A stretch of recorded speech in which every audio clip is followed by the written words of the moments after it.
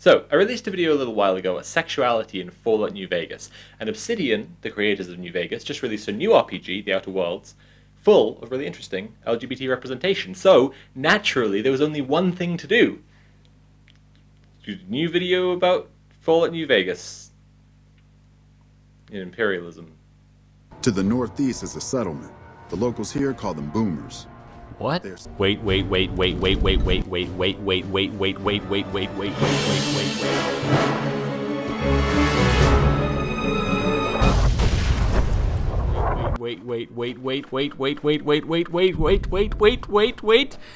Hold it right there. Okay, Don't you move. Boomer. I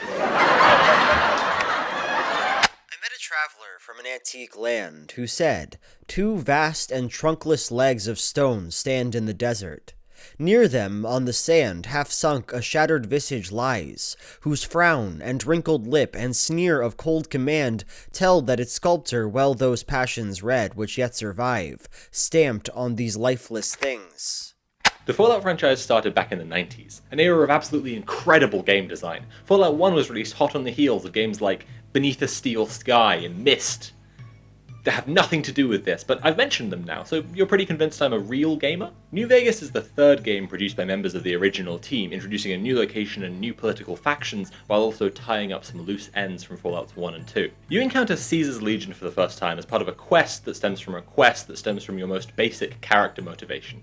As is very typical in Obsidian's writing, and just good RPG writing in general, there's a confidence that genuinely important story elements will introduce themselves if they've been weighted with enough consequence and genuine importance. There isn't a quest that's just go find out about the Legion, because their presence means death, destruction, and chaos everywhere they go, so you'll find them.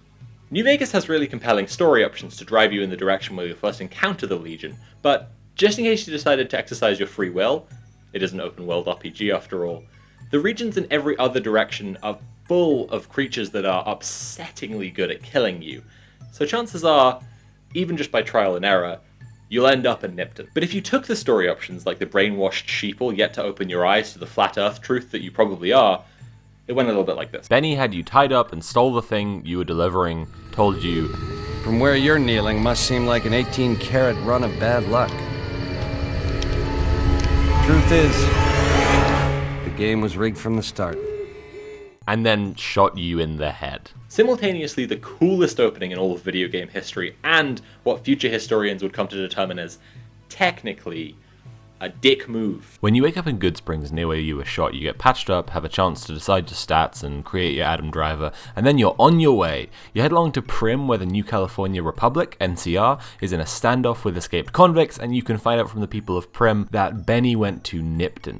Along the way to Nipton, you might pop into the Mojave Outpost, where the NCR controls the flow of trade in and out of the region, normal military stuff. A ranger there will also tell you to go to Nipton because there's smoke rising off the town, so now with a second reason, you hurry along there to ask the locals if they've seen Benny, and the whole town is in flames. The residents have been butchered, everything is destroyed. This is how you meet Caesar's Legion. The group of neo-fascist ancient Rome cosplayers who enslave towns that they conquer and keep women as chattel. Naturally, you are morally obliged at this point to debate them civilly and calmly and defeat them in the marketplace of ideas.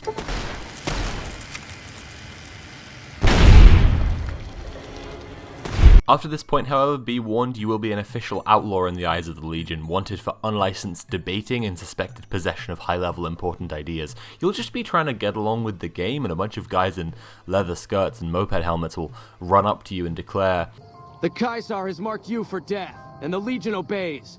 Ready yourself for rigorous intellectual debate. And then you have to take time out of your day to explain how planned economies work and why public infrastructure is necessary in a modern society. So eventually you make your way up to the Vegas Strip and find Benny, where you can use the Black Widow skill to seduce him if you're a woman, but not the Confirmed Bachelor skill to seduce him if you're a man, which is classic homophobia. Benny will double-cross you, but you uncover the plot to seize control of the wasteland, and then eventually exit the casino where you are met with a message from the Legion. They send Volbizin Coulter, the leader of the Legion squad in Nipton, or someone else if your debate skills were too powerful for him, to broker peace with you and ask you to come meet Caesar. This gesture restores your reputation with the Legion to neutral because the developers recognized that there was a good chance you might have made your reputation with the Legion very poor up to this point. It's probably important that we understand the reputation mechanic going forward. Reputation is what triggers the roaming gangs of Legion assassins sent to kill you anywhere on the map. It's basically a system that checks what crimes you've committed against a faction versus what good deeds you've done for them. Like when you come to my house and eat all my biscuits, Lily, you're on thin fucking ice. Reputation can affect your ability to take part in quests for a faction, because there are points of no return with reputation, degrees to which you can piss off a faction so much they'll just shoot you on sight. And what you do to cause that degree of vilification is a pretty good indicator as to what values that faction holds. So, Caesar's messenger comes to invite you to an audience with the big man, and this restores your reputation to neutral. You finally meet Caesar, the man himself, and he gives you his sales pitch. Caesar is confident he is the only one who is fit to rule over the wasteland, because the warring factions are like petty children, squabbling over nothing, and he can unite them by conquering them. It's honestly pretty classic bad guy stuff. Caesar's a fascist. He believes in fascism. Fascism is his actual, for real, no pretending ideology. From Caesar's point of view, the NCR isn't a democracy that's accidentally being brutal and cruel. It's a fascist empire that's failing at its basic raison d'etre. As a young man, I was taught to venerate President Tandy of Shady Sands, the founding mother of the new California Republic. Did you know her presidency lasted 52 years? And that her father, Aradesh, was the Republic's first president? Does that sound like a democracy to you? Or a hereditary dictatorship? His followers are so enamored by him and so dedicated to the myth of his power that some NPCs in the game will tell you he has an army of hypnotized slaves. All this will lead you to the ultimate conflict of the game, deciding whether you want to back the NCR, the Legion, or Mr. House, the ancient multi-billionaire who saved New Vegas the first time using force fields and vault technology against the nuclear blasts. House wants you to help him keep outside influence out of the Mojave and let him rule it, guaranteeing he will always have the best answers to every problem the people face, because he's the smartest guy in town. And so between the NCR, Mr. House, and the Legion, New Vegas sets up an army of moderate status quo defenders, a technocrat with specific fixes to specific problems, and a neo-fascist cult of personality built around making America great again.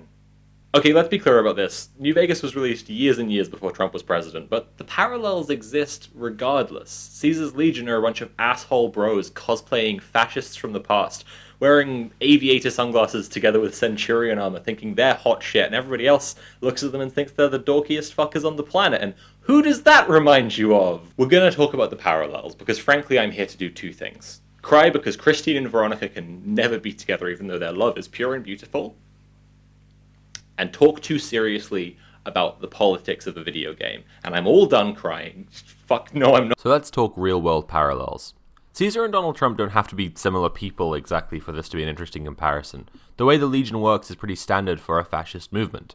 Some characters will even tell you explicitly they think when Caesar dies, the Legion will fall apart. However, you'll also be able to hear, repeatedly, that the Legion with Caesar in charge is not the scariest conceivable thing, because when Caesar dies, Legate Linnaeus.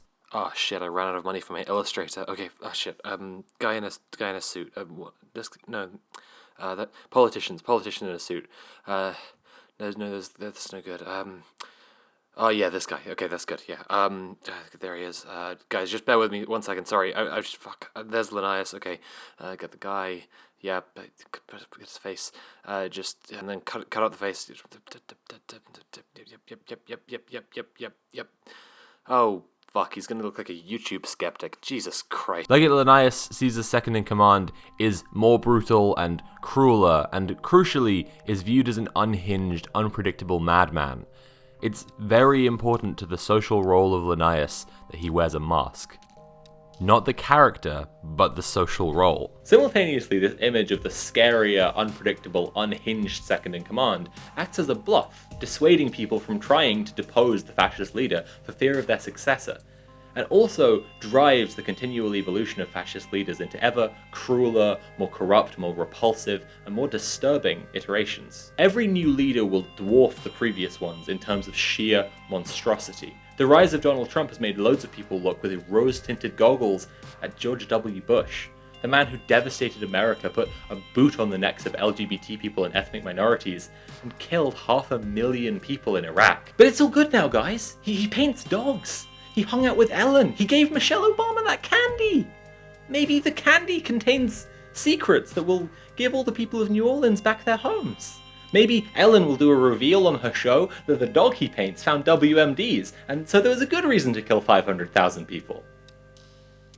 I'm being glib. There's no good reason to kill 500,000 people. George Bush is a war criminal and should be in prison. But at least he respected the office, right? Not like Cheeto-in-Chief. Trump says rude things and he tweets meanly. Every new leader of a fascist organization makes the previous one look like a teddy bear. Oh, what? The Republican... You saying the Republican Party is a fascist? Oh, yeah, oh. Yeah, it sounds like that, doesn't it? Since we're on comments, I get a lot of arguments telling me that Caesar's Legion aren't the clear objective bad guys of New Vegas, and I think that comes down to two things fundamentally. Firstly, that Obsidian are really good at writing moral ambiguity. Where most people would just write a hero who does shitty things for moral grey areas, Obsidian really shine when they're writing villains who kind of have a point. Or know how to make you think they have a point, or are just really cool.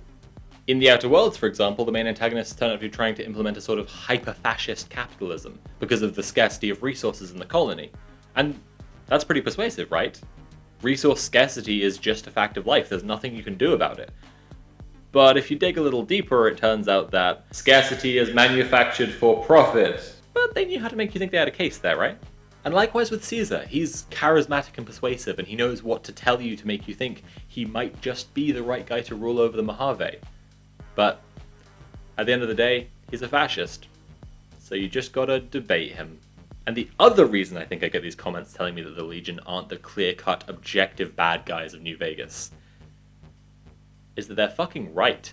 Half-sunk, a shattered visage lies, whose frown and wrinkled lip and sneer of cold command tell that its sculptor well those passions read which yet survive, stamped on these lifeless things, the hand that mocked them and the heart that fed, and on the pedestal these words appear, My name is Ozymandias, King of Kings, look on my works ye mighty, and despair. Okay, let me clarify that one. Caesar's Legion are bad. Really bad. They're just not the bad guys of the game, because they're not the only clear villains. They are evil, though. Super evil. Evil in a league of their own. In a game that contains both this thing and a giant wasp based on the tarantula hawk that can only feel hatred, the Legion are easily the most unsettling and repulsive creatures. Those commenters are super wrong. But let's talk about the NCR. The best storytelling in RPGs like New Vegas is in the details that use your natural curiosity to communicate information. Is this a forest? In the wasteland? Oh, an ash pile. Someone's been disintegrated with a laser weapon. And a rebar club? Who's strong enough to Oh, yep, mutants. What's that up there? Oh, it's a big statue of two guys shaking hands. You know, that reminds me of the Kentucky flag. Oh, I shouldn't have thought about it. Such a gross flag. Oh, fuck. Oh, I threw up in my mouth a little bit. Oh, it's so gross. Wait, is that a dinosaur? Yep, that's a dinosaur. Naturally, therefore, you need to keep your eyes open if you want to really understand what's going on with the NCR.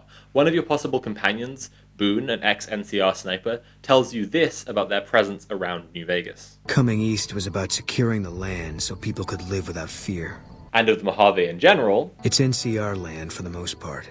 We tamed it.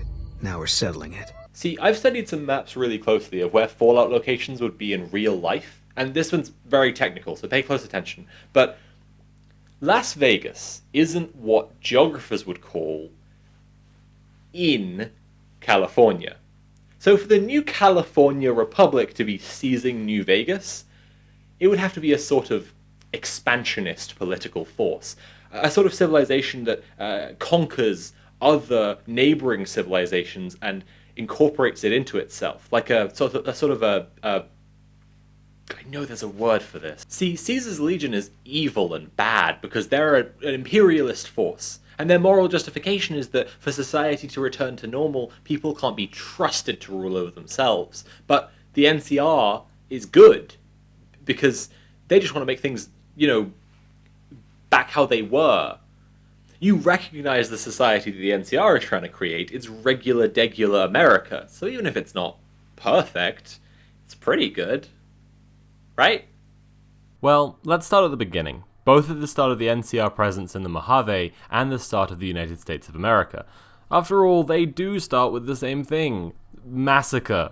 The first settlers of the Mojave after the nuclear war were the Great Khans. They had a relatively peaceful existence on the land that the NCR would later come to claim and colonize. Honestly, New Vegas is doing a sort of Native American allegory here that I'm not super happy with, especially as it seems like no Native American people actually survived the nuclear apocalypse. And because the Great Khans are a gang, not an ethnic group. Nonetheless, I think the revelation that the Great Khans were violently excised from their homeland has a really interesting effect on the player. And that interesting effect is probably nothing. Because just as in real life, most people know that America is built on violent colonization and genocide, that revelation has very small impact. Because in both cases, it's fed into a foundational myth that cruelty is necessary to create a stable society. A huge number of people know about the struggle of indigenous peoples under colonization the world over. But unless you can actually do something about those existing power structures built of that brutality, why bother being mad, right, if you can't change anything? And the people in charge now aren't the same people who were in charge then, right? And the people in charge now wouldn't treat people with the same basic lack of respect for their humanity, would they? There are two things I knew I really wanted to talk about if I ever did a video about New Vegas again. One of them is the quest Whitewash. In the quest, you, the player, are asked to find out what's going on with the NCR water supply, because their crops aren't getting enough water, and if those boys aren't moist, they can't grow right. So you investigate why those boys don't get moist enough, and you discover that the NCR officer, Corporal White, who went to investigate before you, was murdered. He found out that a follower of the apocalypse, don't worry about those guys, they're filthy commies, redirected the water flow so that a poorer area of New Vegas could grow their own crops. See, despite that neighborhood's poverty, the NCR was insisting on depriving them of water and agricultural knowledge and selling them crops instead. When Corporal White found out, he was going to expose the moisture heist, and so the follower killed him to cover it up.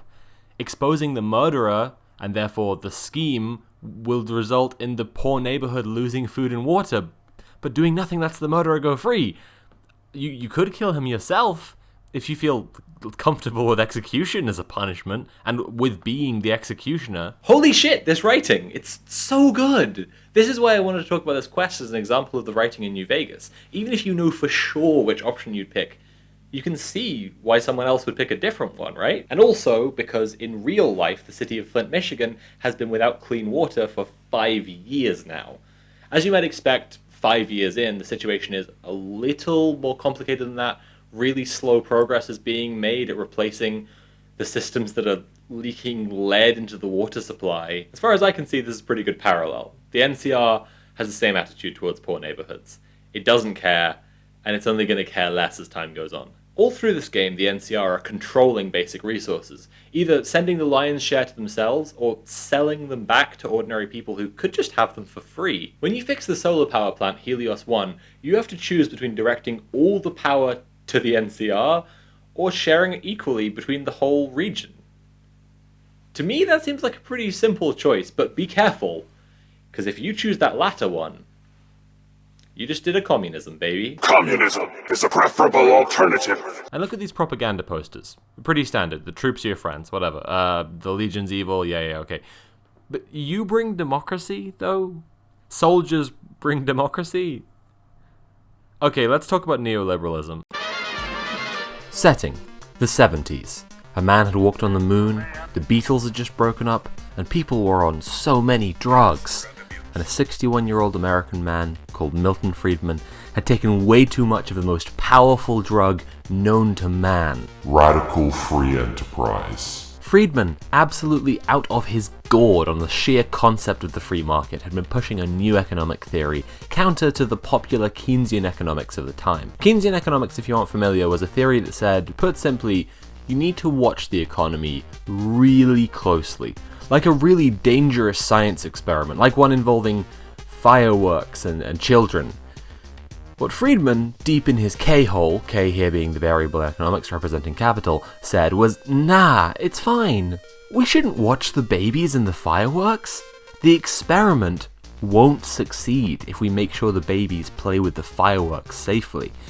In fact, we should lock the doors and not let anyone in to tamper with the firework babies from now on. And then in 1973 in Chile, General Augusto Pinochet came to power in a violent coup with material backing from the United States.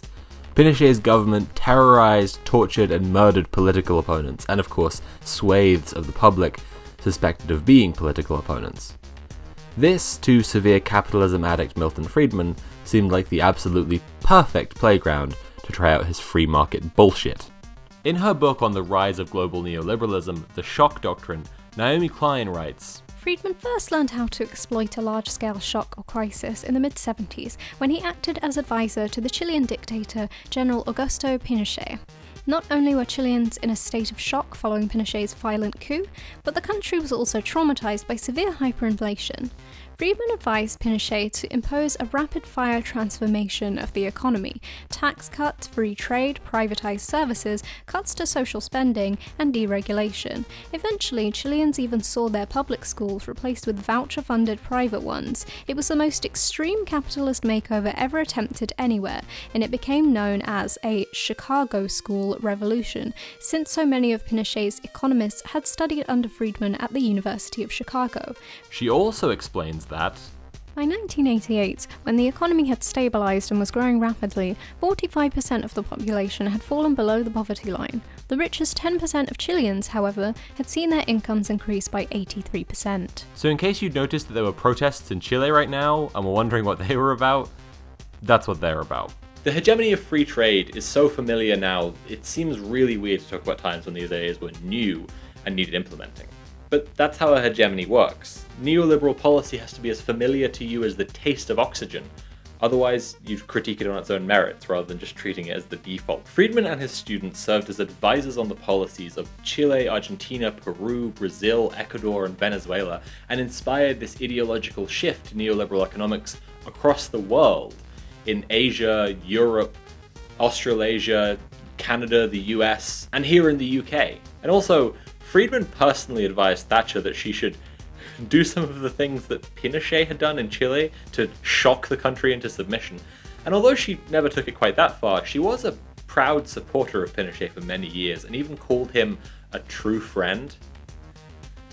True governments for my sham friends, coup governments for my true friends, I guess. In Out of the Wreckage, George Monbiot wrote, The freedom which neoliberalism offers, which sounds so beguiling when expressed in general terms, turns out to mean freedom for the pike, not for the minnows. Freedom from trade unions and collective bargaining means the freedom to suppress wages. Freedom from regulation means the freedom to poison rivers, endanger workers, charge iniquitous rates of interest, and design exotic financial instruments. Freedom from tax means freedom from the distribution of wealth that binds society together. And I think that's an important summary to bear in mind when you look at the modern state of politics. The changes of Reagan, Friedman, Thatcher weren't just this crazy phase where everyone thought that the market could solve all of their problems that they just moved past. Neoliberalism has become the foundational ideology of all of our politics. Which brings us to Barack Obama. The Flint water crisis started under Obama, the American military machine continued full steam ahead under him, and even Obama's most lauded progressive successes, such as the Affordable Care Act, had just compromised neoliberal policies. The Affordable Care Act was originally Mitt Romney's plan. Need healthcare to basically just live and exist as a human being? There's a market solution for that. And then there's the drones. Obama oversaw a massive expansion of drone strikes. His administration did so many drone strikes that there are children in Pakistan who are afraid of clear blue skies because that's when the drones can see them. That has to be easily one of the saddest things I've ever heard. Children afraid of clear blue skies. And then Obama joked about his drones at the correspondents' dinner. The Jonas brothers are here. They're out there somewhere. Sasha and Malia are huge fans. But boys don't get any ideas. I have 2 words for you. Predator drones. What a classy guy. Having a normal one, as always, America. Okay, history lesson over. Neoliberalism sucks and everyone holds it as a ghoul. No, wait, hang on. And Fallout ghouls are kind of an oppressed class, because the radiations made them go mad, and it's disfigured them. I need a new insult. Centaurs? Neoliberalist centrists are centaurs. No, that still sounds cool.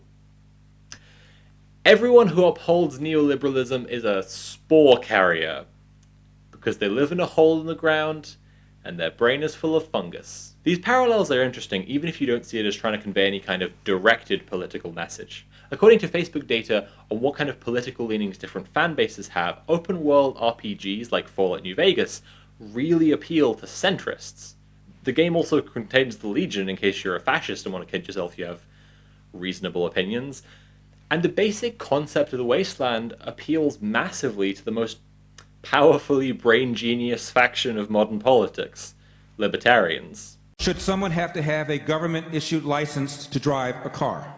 Hell no! What's next? Requiring a license to make toast in your own damn toaster? The license to drive? You know, I'd like to see some competency exhibited by people before they drive. Viewing the NCR as an imperialist neoliberal project really helps to understand it, and it works even better viewing it as representative of the kind of politics that says that Joe Biden can come and fix everything. The politics has gotten just so out of whack, but it's going to come back and whack. Especially when compared to the Legion.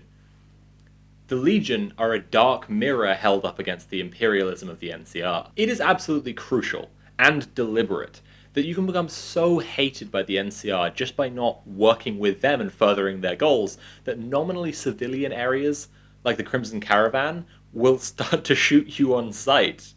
I call this playthrough strategy the South American country electing a socialist government route. Noam Chomsky once said, "In the US, there is basically one party, the business party. It has two factions called Democrats and Republicans, which are somewhat different but carry out variations on the same policies. By and large, I am opposed to those policies, as is most of the population." And on the pedestal, these words appear. "My name is Ozymandias, King of Kings. Look on my works, ye mighty, and despair. Nothing beside remains, round the decay of the colossal wreck, boundless and bare, the lone and level sands stretch far away." Okay, earlier I said there were two things that I really wanted to talk about if I ever did another New Vegas video.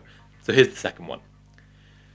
I probably played New Vegas through 3 times before I found all the side quests and extra details. And one of those side quests involves taking a dog to the vet. I promise this story is going somewhere. You see, the dog is a cyborg, so needs a specialist vet to treat him, and so you have to find the only one in the Mojave, who lives up in the mountains.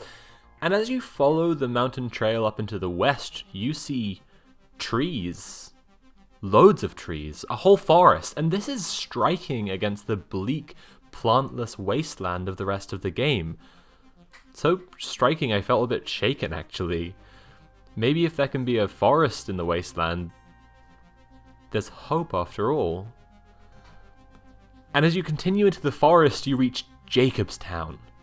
Jacobstown is a safe haven for mutants and Nightkin following Marcus, a character from previous games.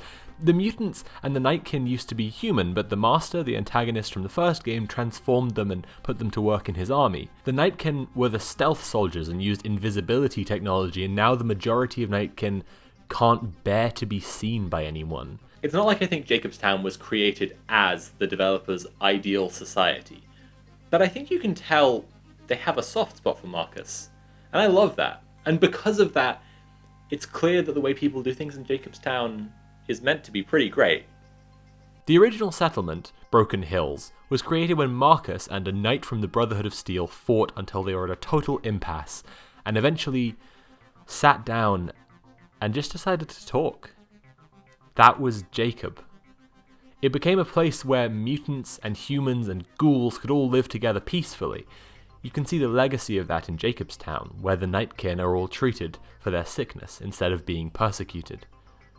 In Jacobstown, the sick, the downtrodden, the outcast, the homeless all find refuge and community. Apocalyptic fiction is always used to talk about real-world problems our society faces, just amped up. Racism on steroids, governmental corruption on steroids, neo-fascism on steroids. Well, in Fallout, they're staring the apocalypse right in the face. And in the real world, we are too. Climate change is a looming threat that could easily be the undoing of all of us. I can hide a user from my comments section without them even realizing I've done it, and I do not tolerate climate skepticism. So to some degree, we can see the reactions that different factions have to the wasteland as a little like real-life reactions to climate change. In recent years, eco-fascism has been a rising problem, with fascists who believe in climate change suggesting that the solution is ethnic cleansing in poorer countries, or saying that there is no solution, but we need to just go into prepper mode and defend our borders. Can you imagine a sadder response to catastrophe? Rather than banding together to solve the problem, just doubling down on something as illusory as race? Or, for that matter, if there were nothing you could do, you really want to spend your final years as a make-believe border cop? It's the end of the world. You're not going to stage a single prison breakout at the zoo? In On Fire, Naomi Klein puts it straightforwardly. We need something we've never tried, and to pull it off, we will have to recapture the sense of possibility and the can-do spirit that have been sorely missing since Ronald Reagan announced that the 9 most dangerous words in the English language are "I'm from the government and I'm here to help." The liberal approach to the climate crisis isn't going to be enough.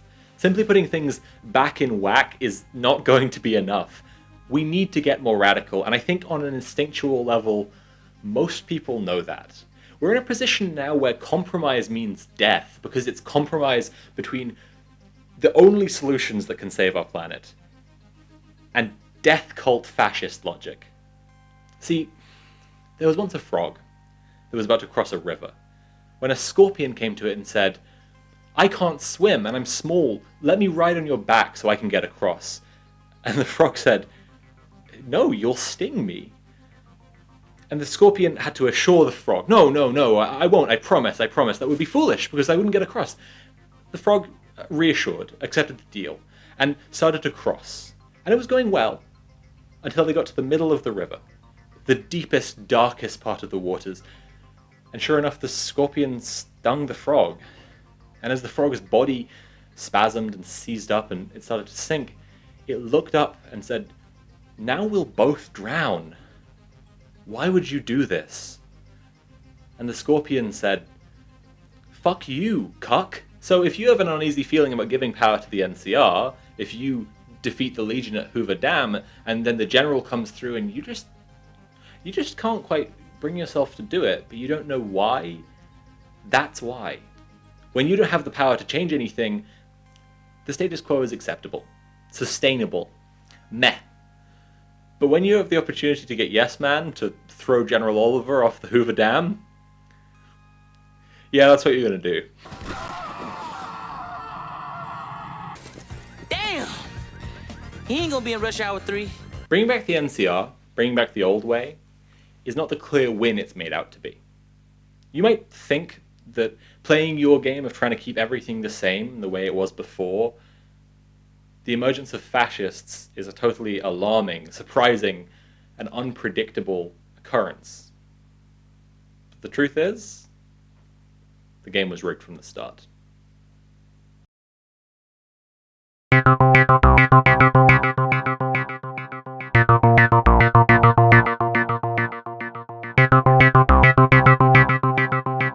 Hey everyone. I want to thank Baphometrics and Ashley Thraxton for making fantastic music for this channel, as well as all the people who lent their voices to this video, the people who helped me by reading over the essay, and of course my patrons who make this all possible. I'd also like to thank Finn for their fantastic art, and you, the viewer, for watching all the way to the end.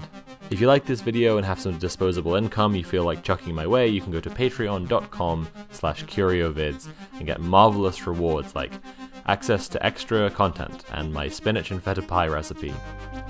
Okay, that one's not on there, but I can put it on there, I guess, if you give me $2 right now on my patreon.com/curiovids. $2 or more than $2 can legitimately make a big difference to me. I'm not super flush with cash. Exactly 0 people I know currently call me Mr. Dollar Cash Money, and with your help, we can change that. Thank you all for a fantastic year, for all the great people I've met, for the great projects I'm really proud I got to make. I can't wait for more in 2020. See you soon.